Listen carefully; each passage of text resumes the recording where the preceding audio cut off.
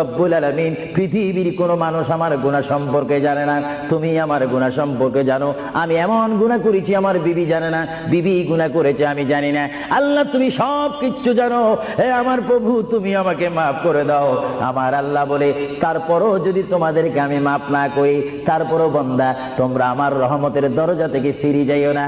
আমি তোমাদেরকে হুকুম দিচ্ছি, ওয়ালাউ আন্নাহুম ইয যালামু আনফুসাহুম জাউকা, বান্দারে যদি গুনাহ করে ফেলো আমার রহমত থেকে মুখ ফিরিয়ে তুমি চলে যাইও না।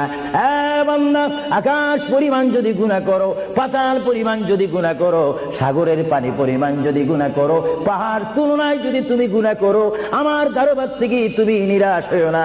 বান্দা, আমি তোমাকে একটি রাস্তা বাতাই দিচ্ছি, একটি পথ তোমাকে আমি দেখাই দিচ্ছি। সেই পথটি কোন পথ তোমরা জানো?